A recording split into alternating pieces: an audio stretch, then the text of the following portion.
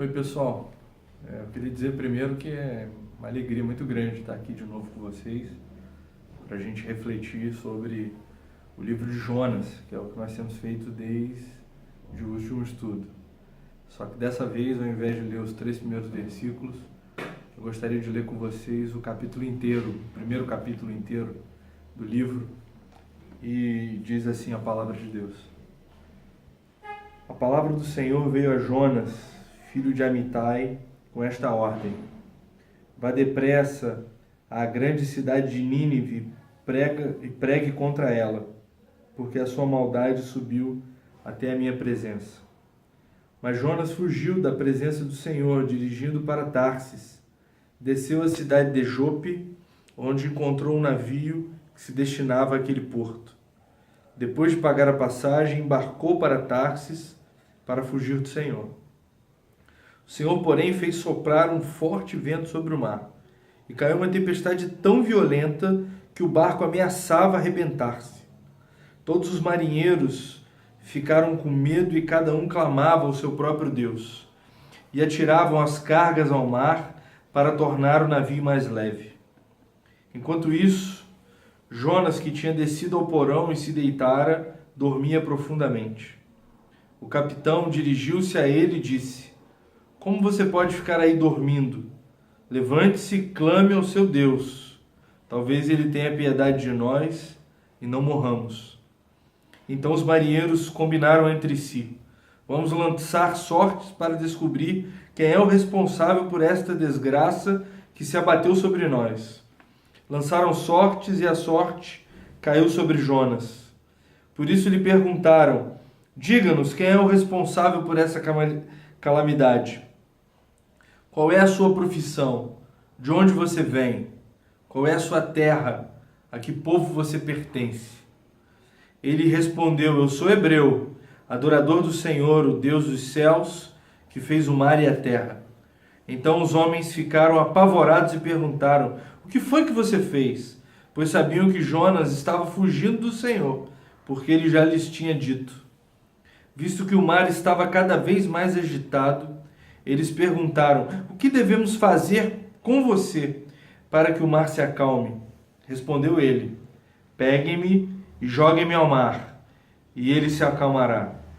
Pois eu sei que é por minha causa que esta violenta tempestade caiu sobre vocês. Ao invés disso, os homens se esforçaram ao máximo para remar de volta à terra, mas não conseguiram, porque o mar tinha ficado ainda mais violento. Eles clamaram ao Senhor: Senhor, nós suplicamos, não nos deixes morrer por tirarmos a vida deste homem. Não caia sobre nós a culpa de matar o inocente, porque tu, ó Senhor, fizeste o que desejavas. Em seguida pegaram Jonas e o lançaram ao mar enfurecido, e este se aquietou. Ao verem isso, os homens adoraram o Senhor com temor, oferecendo-lhe sacrifício e fazendo-lhe votos. O Senhor fez com que um grande peixe engolisse Jonas, e ele ficou dentro do peixe 3 dias e 3 noites. O primeiro capítulo de Jonas nos coloca diante de uma situação complicada. O Senhor Deus, como nós vimos na semana passada, deu um chamado ao profeta, um destino, uma tarefa: vá a Nínive e pregue contra ela. Embora o chamado de Deus tenha sido claro, não havia dúvidas. Jonas se levantou e conscientemente escolheu desobedecer a Deus. A vontade de Jonas naquele momento se sobrepôs à vontade do Senhor. E Jonas preferiu trilhar um caminho que não era o caminho de Deus para sua vida, pegando o navio em Jope para ir a Tarsis.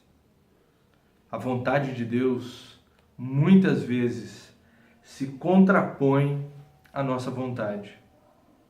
Não é raro nós nos encontrarmos diante de Deus, ouvindo dele uma palavra que está contra o nosso querer. Muitas vezes seguir a Deus significa dizer não para nós mesmos. E foi isso e esse dilema que Jonas não conseguiu aguentar. Diante da vontade de Deus, o profeta se colocou contra Deus, a fim de fazer com que a sua própria vontade se valesse em sua vida. É interessante porque o chamado de Deus para Jonas é um chamado bonito. Vá até a cidade de Nínive e pregue contra ela. Vá até a cidade de Nínive e pregue arrependimento, porque o meu juízo é verdadeiro. Vai até a cidade de Nínive porque eu desejo ouvir deles um pedido de perdão. Acho que se qualquer um de nós recebêssemos o chamado tão maravilhoso de Deus, nós iríamos nos comover, iríamos nos aprontar e iríamos em direção a Nínive sem pestanejar. Só que há questões nessa história que estão para além dessa visão. Os ninivitas eram assírios, e o povo assírio era um inimigo do povo de Israel. Eles eram terríveis, eles eram cruéis. Jonas sabia disso. O desejo de Jonas era encontrar-se com seus inimigos, não para pregar para eles. O desejo de Jonas era que os inimigos fossem consumidos pela ira de Deus, através da guerra, através da vitória do povo de Deus contra o inimigo de Deus. O Jonas tinha razão. E isso é o que nos escandaliza nesse primeiro capítulo. Porque o Jonas tinha boas razões para se colocar contra a vontade de Deus. Como muitas vezes eu e você também temos. Muitas vezes Deus exige de nós respostas que nós não queremos dar. Deus exige de nós atitudes que nós não queremos ter. Deus nos pede santidade quando nós queremos o pecado. Deus nos pede perdoar quando nós queremos a vingança. Deus pede que nós o amemos quando nós queremos amar a nós mesmos. E assim como Jonas, nós muitas vezes estamos cheios de razão. A grande lição desse estudo é que a nossa razão, a razão daquele que se coloca no caminho do Senhor, precisa se diminuir a ponto de ver em Deus a própria razão. Repare bem, para Jonas, o chamado de Deus, a vontade de Deus era algo duro e terrível.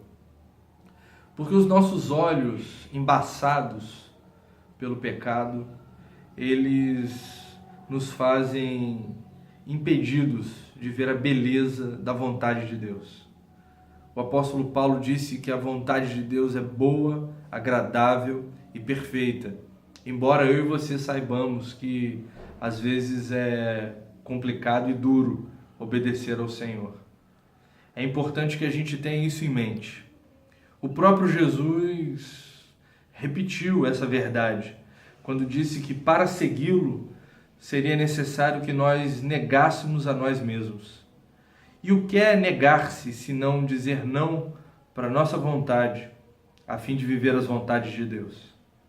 O discipulado cristão é impossível quando uma pessoa se coloca na posição de ser senhor de si e fazer dos seus desejos algo que reina soberano sobre a vida dela. Essa é uma questão importante que precisa ser refletida nessa reunião. Durante a sua reunião de célula, coloque isso com franqueza. Explique para os seus discípulos que nem sempre obedecer a Deus é agradável e belo no primeiro momento, mas que no final das contas não há nada melhor na vida do que estar diante da vontade do Senhor.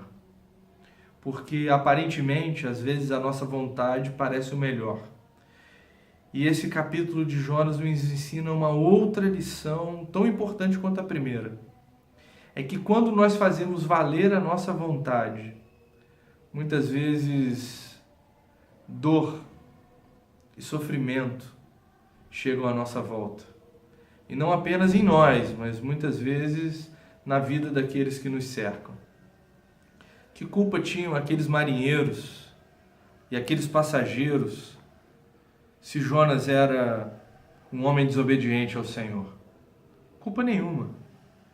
Eles eram completamente inocentes nessa questão.